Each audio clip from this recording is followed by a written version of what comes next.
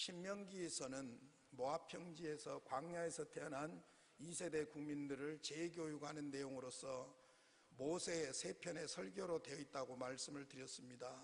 그러면 신명기는 모압 평지에서 모세가 2세 국민들에게 설교를 했는데 그 기간을 어느 정도로 보냐면은 한 달 정도로 봅니다. 그러니까 광야에서 모압 평지까지 와가지고 모압 평지에서 약 한 달 동안 머물면서 모세가 2세 백성들에게 시내산에서 받았던 하나님의 말씀 율법을 위시해서 2세 백성들을 재교육하는 것이 바로 신명기였다면, 이제는 2세 국민들을 말씀으로 재교육을 시키고 나서 여호수아를 중심으로 해서 요단강을 건너서 가나안 땅을 정복하고 가나안 땅을 분배하는 사건이 바로 여호수아서라고 볼 수가 있지요.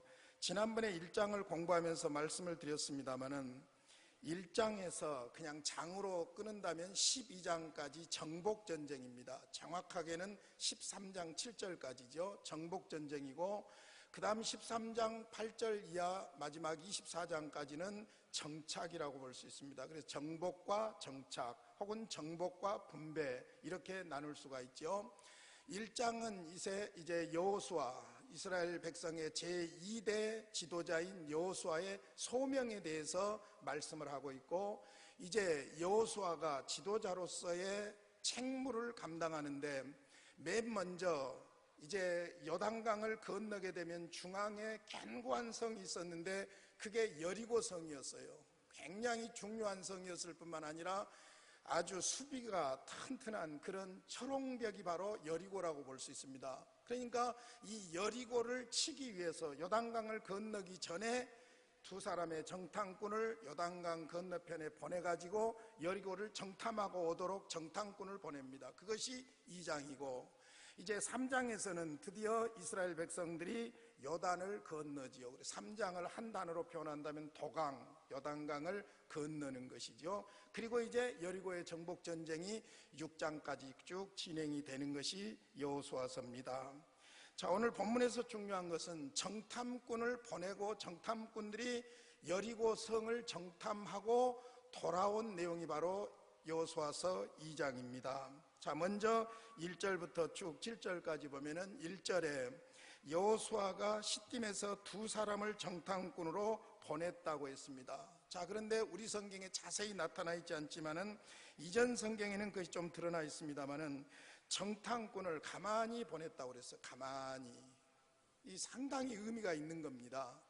여호수아는 이미 가나안에 12지파 대표 12사람을 가나안 땅 정탐꾼으로 가데스바네아에서 보낼 때에 이 정탐꾼이 많이 가고 시끄럽게 감으로 말미암아 나타나는 피해를 충분히 경험을 했어요. 반면교사를 삼아서 이제는 아주 은밀하게, 그러죠?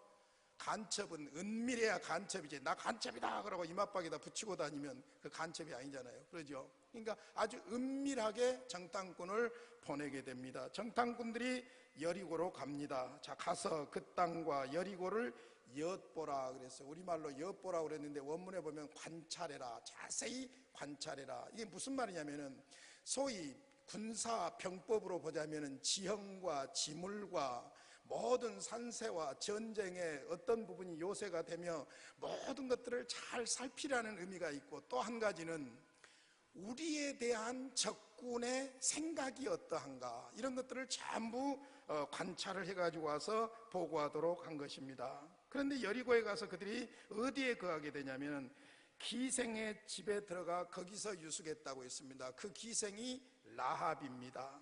그리고는 이제 여리고가 보니까 만만한 성이 아닌 것이 증거가 드러나는데, 그게 뭐냐면은 2절입니다. 어떤 사람이 여리고 왕에게 말하여 이르되 보소서, 이 밤에 이스라엘 자손 중에 몇 사람이 이 땅을 정탐하러 이리로 들어왔나이다.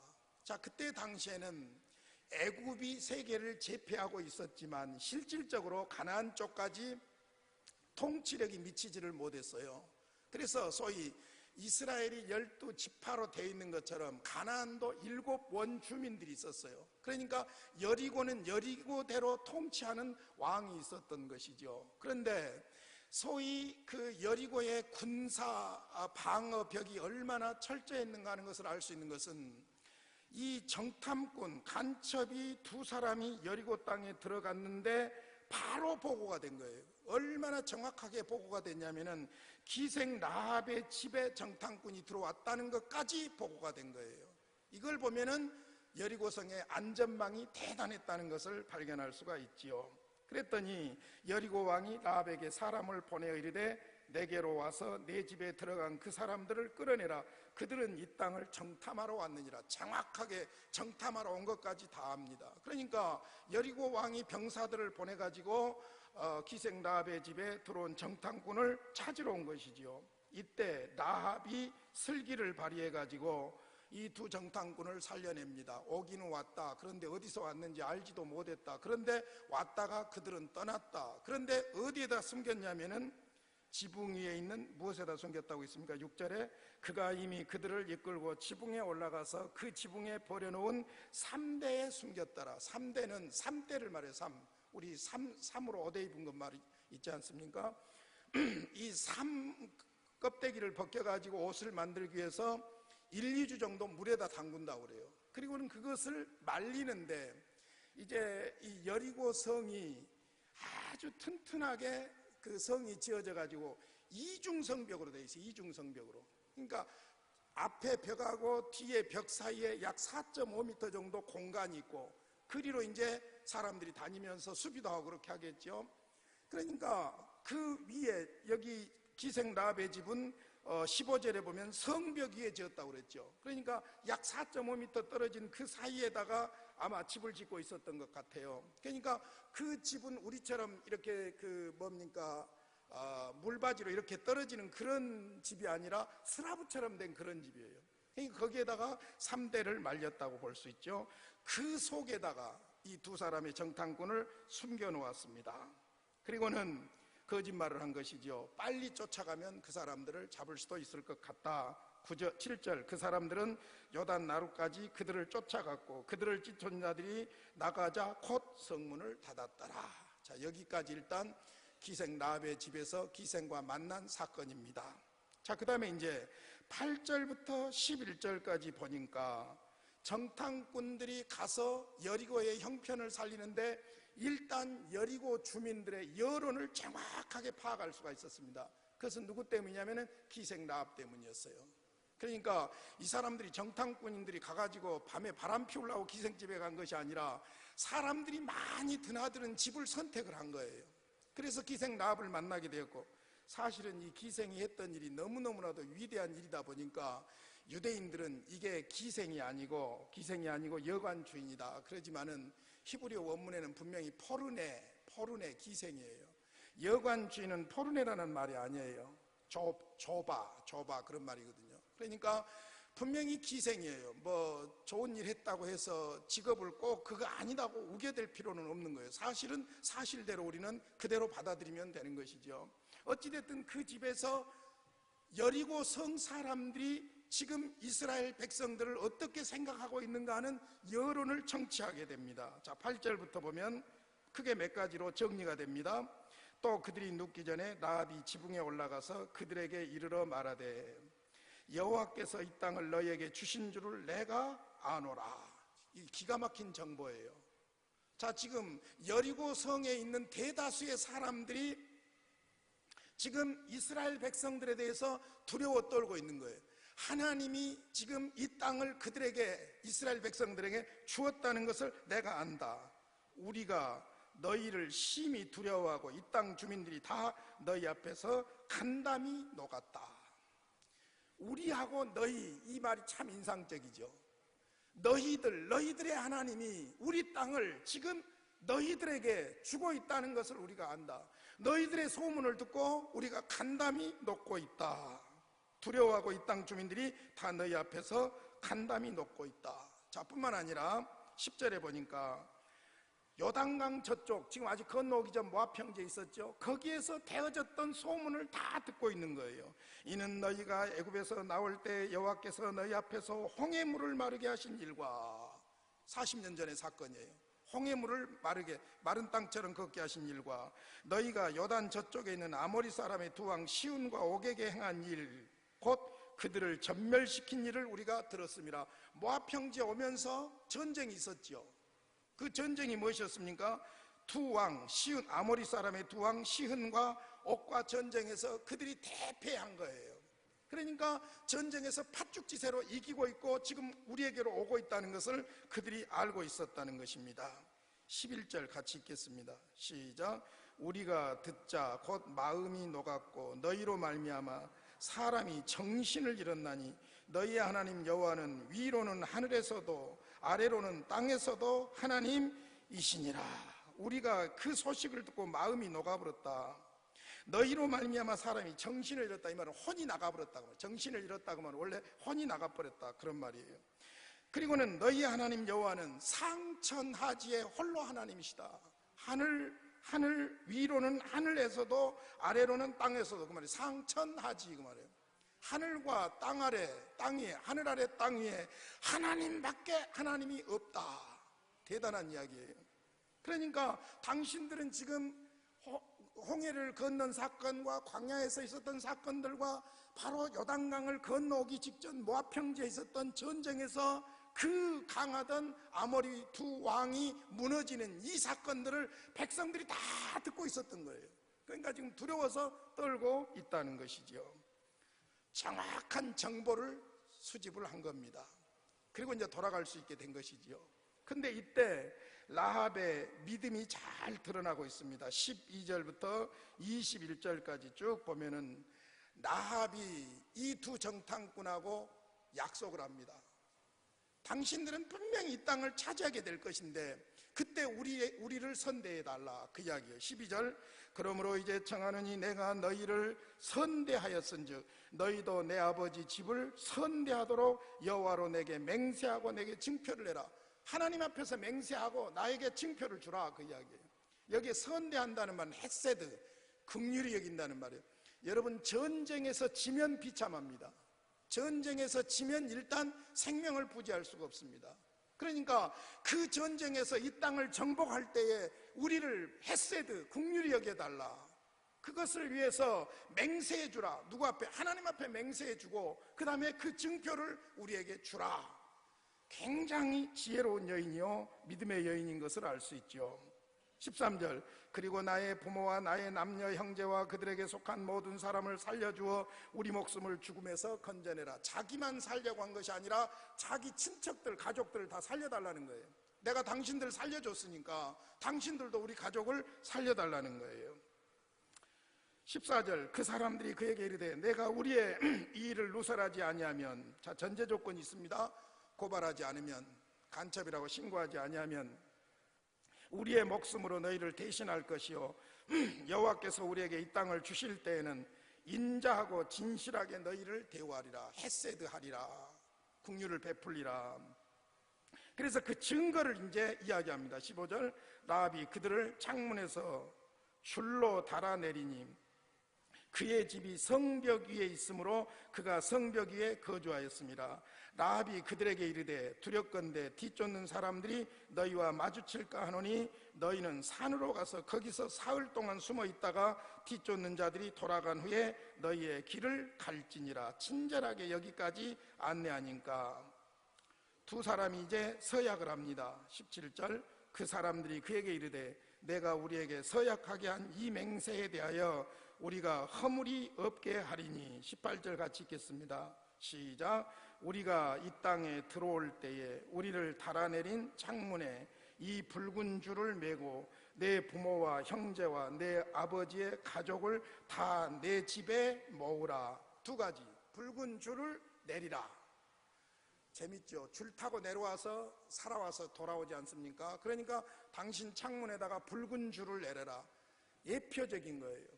예표적인 것. 창세기 3장에 타락한 여인에게, 아담과 하와에게 하나님께서 찾아오셔서 그들에게 무화과 잎으로 가리고 있으니까 가죽옷을 입혀주신 것이 예수 그리스도의 희생 제사를 상징하고 있는 예표인 것처럼 붉은 줄이 바로 예수 그리스도의 히브리서 9장에 있는 대로 어린 양 피를 흘리신 그리스도의 사건을 예표하고 있다는 것이죠. 구원에 대해서 어찌됐든 붉은 줄을 내려라. 그리고 부모와 형제와 내 아버지의 가족을 다 내 집에 모으라. 이 집에만 있어야 된다고요. 이 집에만. 이 집에 있는 사람들의 생명은 우리가 이 여리고를 점령해 들어올 때 책임지겠다. 그러나 이 집 밖에 있으면 책임을 못 지겠다는 거예요. 자, 19절, 누구든지 내 집 문을 나가서 거리로 가면 그의 피가 그의 머리로 돌아갈 것이요 우리는 허물이 없으리라. 그러나 누구든지 너와 함께 집에 있는 자에게 손을 대면 그의 피는 우리의 머리로 돌아오려니와. 자, 여기서 중요한 것은 첫째, 붉은 줄을 내려라. 두 번째, 집에 머물러 있어. 이 집에 머물러 있어야 된다. 이 집 나가면 책임 못 진다. 이 집 안에 있는데도 죽으면 우리가 책임진다. 그 이야기예요. 단 세 번째, 다시 한번 조건이 있습니다. 그게 뭐냐? 20절, 내가 우리의 이 일을 누설하면 내가 우리에게 서약하게 한 맹세에 대하여 우리에게 허물이 없으리라 하니. 상호간에 맹세를 하는 거예요. 그러니까 라합이 하는 말이 너희의 말대로 할 것이라고 그들을 보내어 가게 하고 붉은 줄을 창문에 매니라. 자, 이렇게 두 정탐꾼과 기생 라합 사이에 맹세가 이루어집니다. 그리고 이제 22절에서 24절까지는 그들이 요단강을 건너서 다시 모압 쪽으로 귀환을 해오는 내용입니다. 그들이 가서 산에 이르러 뒤쫓는 자들이 돌아가기까지 사흘을 거기 머물매 뒤쫓는 자들이 그들을 길에서 두루 찾다가 찾지 못하니라. 그 두 사람이 돌이켜 산에서 내려와 강을 건너 눈의 아들 여호수아에게 나아가서 그들이 겪은 모든 일을 고하고 또 여호수아에게 이르되 진실로 여호와께서 그 온 땅을 우리 손에 주셨으므로 그 땅의 모든 주민이 우리 앞에서 간담이 녹더이다 하더라. 할렐루야. 자, 이 장에서 정탐꾼을 보낸 사건에서 사실은 크게 두 주인공이 나타나요. 하나는 지도자 여호수아, 하나는 현장에서 만난 기생 라합입니다. 그런데 이 두 사람들 상황들 속에서 진짜 주인공으로 역사하는 분이 있습니다. 앞서가시면서 역사하시는 하나님. 할렐루야. 앞서가시면서 일하고 계시는 하나님. 1장에서 여호수아에게 약속한 그대로 해요. 내가 너와 함께한다. 내가 너와 함께한다. 너는 담대하라. 그 말이 그대로 이루어지고 있는 거예요. 먼저는 신중한 지도자 여호수아의 모습을 발견할 수가 있어요. 아까 말씀드렸지만 다시 한번 1절을 봅니다. 눈의 아들 여호수아가 시딤에서 두 사람을 정탐꾼으로 보내며 이르되. 두 사람의 정탐꾼만을 보냅니다. 12사람을 막 지파별로 보내고 그런 짓 하지 않습니다. 이미 여호수아는 12정탐꾼 중에 한 사람이었고 와서 보고하는 중에 소란스러워지는 부정적인 보고자들의 모습을 보았고 자신과 그 다음에 누굽니까? 갈렙이 보고한 내용, 그로 인해서 백성들이 그날 밤에 어떤 일들이 이루어졌던가 하는 것들을 너무나도 잘 알고 있는 거예요. 그러니까 이번에는 두 사람만 아주 실질적으로 현장을 잘 체크하고 돌아오도록 두 사람의 정탐꾼을 보내게 됩니다. 파송하게 됩니다. 그것도 은밀하게 아주 비밀리에 보내게 됩니다. 근데 이렇게 비밀리에 보냈어도 여리고에서는 어쩝니까? 포착이 된 거예요. 요즘같이 레이더가 있는 세상도 아닌데 오호 담당자가 있었던가 어쨌든가 하여간 우리가 모르는 얼굴 보이면 신고하도록 하는 그런 방공망이 만들어졌는가 어쨌는가는 몰라도 하여간 바로 이 두 정탐꾼이 기생 라합의 집에 들어온 것이 보고가 되어지는 기가 막힌 그런 상황이었죠. 그러니까 여기에 대해서 여호수아가 아주 비밀리에 지혜롭게 분별력 있게 행동하는 신중한 지도자의 모습을 발견할 수 있습니다. 이것이 어디에서 온 것일까? 이것이 어디에서 온 것일까? 여호수아는 성령으로 충만한 사람이었어요.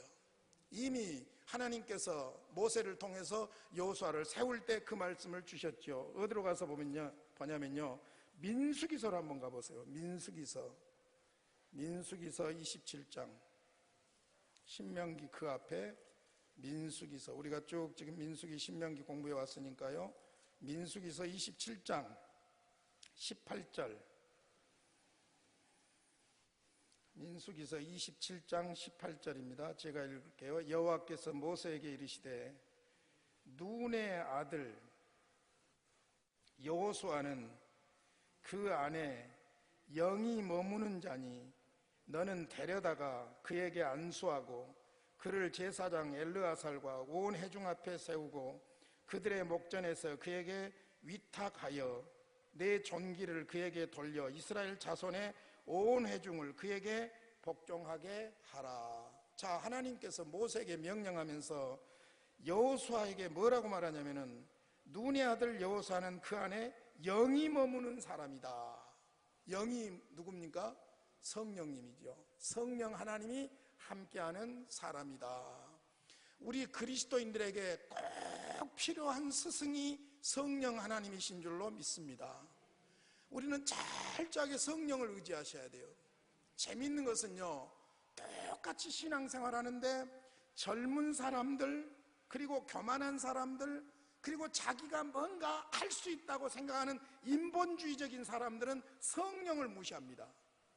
근데 이제 재밌는 것은 나이가 들어가면서 내 맘대로 안 된 것을 경험한 사람들, 그리고 나의 연약함의 한계를 항상 느끼는 사람들, 병약하다든지 하여간 이런 사람들은 더 간절하게 누구를 의지하냐면은 성령 하나님을 의지하는 줄로 믿습니다.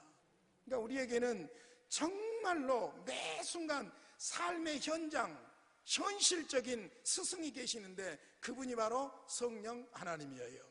할렐루야. 이번 주 스승의 주일에 말씀드릴 거예요. 현실적으로 우리를 가르치고 인도하시는 성령 하나님이 우리의 스승이셔요. 할렐루야. 그러니까 여호수아에게 성령 하나님의 영이 그 안에서 역사하기 때문에 그가 지도자로서 매우 분별력 있게 지금 이 전쟁을 이끌어가고 있는 것을 볼 수 있어요. 여러분, 가나안 정복 전쟁은요, 영적인 전쟁이에요. 즉 하나님의 전쟁이에요. 하나님의 전쟁. 그러니까 하나님의 영을 의지하고 하나님의 영의 인도함을 받고 하나님의 영이 함께 할 때 역사가 일어나는 줄로 믿습니다. 할렐루야. 자, 이렇게 분별력 있고 신중한 지도자 여호수아, 그 안에서 성령이 역사하고 계시고, 자, 그 다음에 이제 하나님께서는 친히 여호수아보다, 정탐꾼보다 앞서가시면서 정리를 하고 계세요. 자, 정탐꾼들이 가는 곳이 라합이었습니다. 근데 라합이 하나님으로 인정하고 믿는 대단한 믿음의 사람이었다는 거예요. 그것은 누구의 역사냐? 하나님께서 이미 이스라엘 백성들 속에서 역사하심을 그로 하여금 소문을 듣게 하고 그 하나님을 믿도록 역사하신 거예요. 그러니까 지도자가 중요한 것이 아니라 먼저 앞서가시면서 일하고 계시는 하나님의 역사, 할렐루야, 그것이 중요한 우리의 삶의 기본인 줄로 믿습니다. 앞서 행하시며 일하시는 하나님, 그 하나님을 믿으시기를 바랍니다. 할렐루야. 그것이 믿음이고 그것이 지혜입니다. 하나님을 믿어야 돼요. 정말로 하나님을 믿어야 되는데 문제는 우리가 하나님을 믿는 것 같은데 하나님을 안 믿어요. 하나님을 믿어야 할 줄로 믿습니다. 내가 오늘 죽은다 해도 하나님을 믿어야 돼요. 할렐루야. 내가 죽는 것이 하나님의 뜻이라면 그렇게 믿어야 돼요. 구차하게 살려고 사기치고 거짓말하고 이상한 짓 하고 그런 짓 하지 말고 하나님을 믿어야 돼요. 죽어도 살고 죽을지라도 하나님의 역사가 이루어지는 그 하나님을 믿어야 할 줄로 믿습니다. 따라합시다. 하나님은 우리 앞서 일하십니다. 믿습니까? 마지막으로 이제 하나님의 역사에 쓰임받은 라합을 생각해 볼 수 있어요. 라합. 먼저 이 기생 라합은 하나님을 믿었어요. 누가 뭐라고 해도, 기생이라고 하고 무슨 소리를 해도 일단 하나님을 믿은 증거가 무엇이냐? 그가 8절부터 쭉 이 정탐꾼들에게 한 말을 보면은 그 핵심이 하나님을 믿고 두려워 떨고 있어요. 11절 다시 한번 같이 읽겠습니다. 시작. 우리가 듣자 곧 마음이 녹았고 너희로 말미암아 사람이 정신을 잃었나니 너희의 하나님 여호와는 위로는 하늘에서도 아래로는 땅에서도 하나님이시니라. 무슨 말이에요? 하나님만이 하나님이시니라. 하나님을 믿었다는 거예요. 자, 라합이 하나님을 믿었다는 것이 무엇에서 나타나냐면 행동에서 나타나는 거예요. 행동에서 나타나요. 12절 봅니다. 12절. 그러므로 이제 청하노니 내가 너희를 선대하였은즉 너희도 내 아버지의 집을 선대하도록 여호와로 내게 맹세하고 내게 증표를 내라. 할렐루야. 이상한 것은 지금 전쟁이 일어난 것도 아니에요. 여리고가 금방 무너진 것도 아니에요. 여리고의 방공망이 철저하게 지금 잘 가동되고 있어요. 그런데 라합은 지금 무엇을 생각하고 있냐면 여리고가 무너진다는 것을 믿고 있는 거예요. 그러니까 여리고가 무너질 때 우리 살려주시오 거예요. 믿음이, 하나님을 믿는 믿음이 행동에서 나타나는 거예요. 자, 그래서 놀라운 사실은 히브리서 11장에서 믿음장의 라합이 나옵니다. 한번 봅시다. 히브리서 11장 31절. 히브리서 신약성경 11장. 믿음장 잘 아시죠? 믿음의 사람들이 쭉 나열되고 있는데 11장 31절.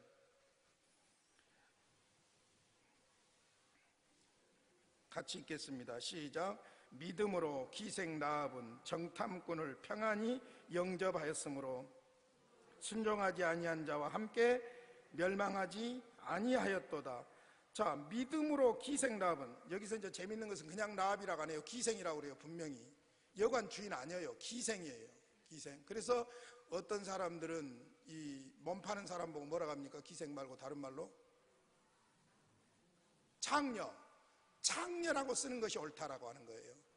나는 참 사람이 거룩해서 창녀 같은 말이 연락 안 떠올라서 그러는데 어찌됐든 창녀라고 해야 더 정확하다는 거예요. 그래서 히브리서 11장에서도 기생이라, 유대인들이 자기들의 자존심 때문에 심지어 요세푸스, 유대인 역사가 요세푸스까지 1세기 예수님 당시에 살아있던 역사가요. 그 사람까지도 이 라합은 한 행동을 보니까 기생이 아니다, 여관주인이었다. 그런데 그런다고 막 미화시키려고 하면 안 돼요. 여러분, 누구라도 사실대로 이야기하는 거예요. 그러니까 히브리서 11장에서 분명히 라합을 뭐라고 하냐면 기생이라고 하는데, 그가 믿음으로 무슨 짓을 했냐면은 정탐꾼을 평안히 영접하였다. 그래서 순종하지 않는 그 여리고 사람들과 함께 멸망하지 않고 구원을 받았다. 할렐루야.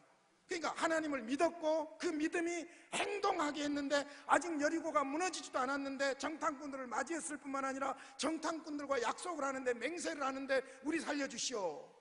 이건 믿음으로 하는 행동이에요. 자, 그래서 야고보서, 믿음이 행동으로 나타나는 것이 야고보서지요. 야고보서 2장으로 가보세요. 또 기생에 대해서도, 이 라합에 대해서도 믿음을 강조하고 있습니다. 25절. 야고보서 2장 25절. 자, 24절 제가 읽습니다. 이로보건대 사람이 행함으로 의롭다 하심을 받고 믿음으로만은 아니니라. 25절 시작. 또 이와 같이 기생 라합이 사자들을 접게 하여 다른 길로 나가게 할 때에 행함으로 의롭다 하심을 받은 것이 아니냐. 자, 야고보서에서는 믿는 사람은 반드시 행함이 따른다. 어떤 목사님이 설교하면서 그랬다고 그래요.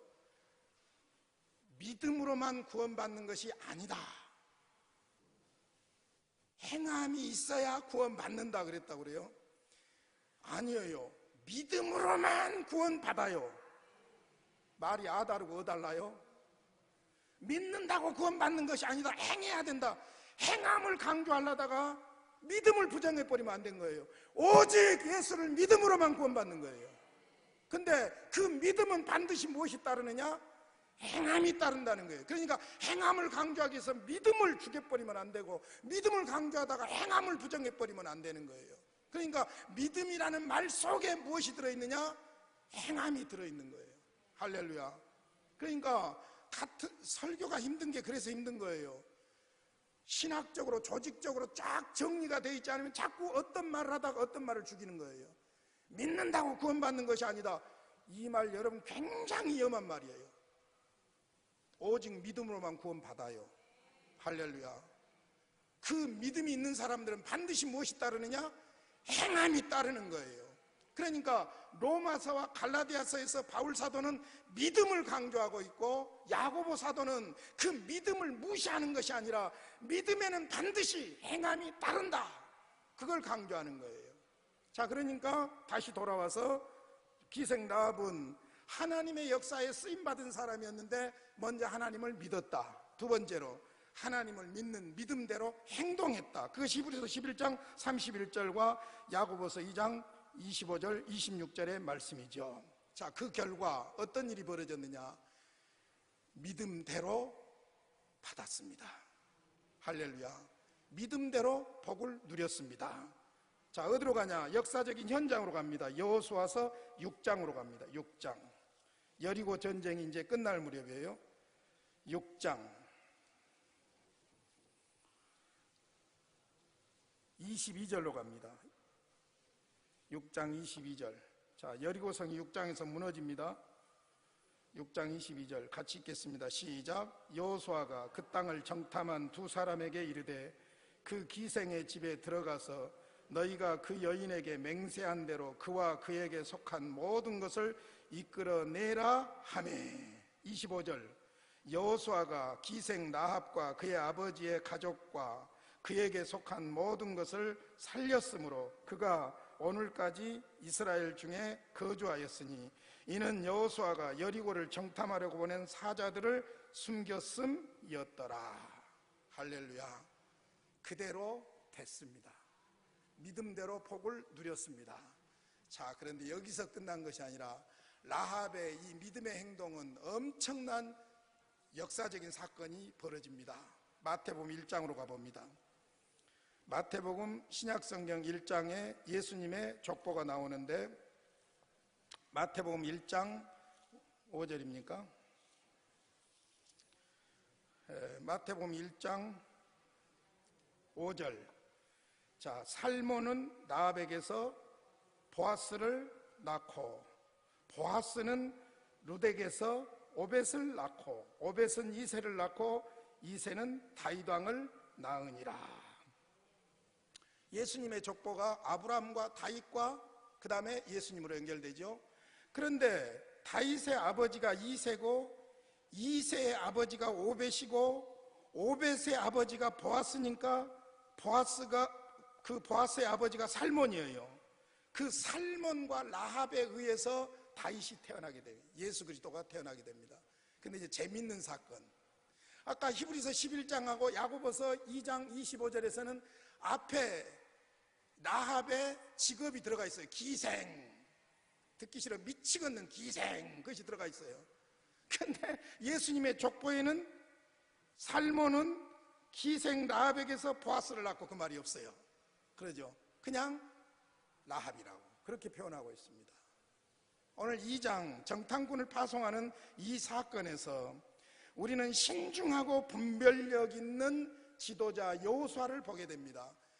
그가 무슨 대단한 캐리어를 가지고 있고 지식이 있고 학문이 넓어서가 아니라 그 안에 하나님의 영, 성령이 함께 하셨기 때문입니다. 하나님은 정탐꾼을 보내는 것이 중요한 것이 아니라 정탐꾼보다 먼저 가셔서 앞서서 일하고 계시는 하나님이셨습니다. 하나님은 하나님의 역사를 위해서 사람들을 준비하고 계셨는데 그 중에 한 사람이 바로 라합이라는 기생이었습니다. 사람들이 무시하는 사람이었어요.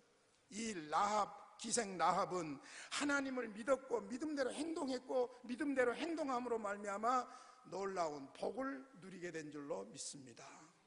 본문을 묵상하면서 저는 무슨 생각을 해봤냐면요, 믿음이 무엇이냐? 멀리 보는 것이 믿음이다. 저는 그런 생각을 했어요. 믿음이 무엇이냐? 멀리 보는 것이다. 서울 강남 역삼동에 있는 충현교회가 퇴계로에 있을 때, 퇴계로에서 김창인 목사님이 강남으로 예배당으로 옮긴다고 할 때 다 반대했답니다. 거기 누가 사람이 산다냐고 반대했답니다. 그래도 목사님이 내다보는 것이 있었어요.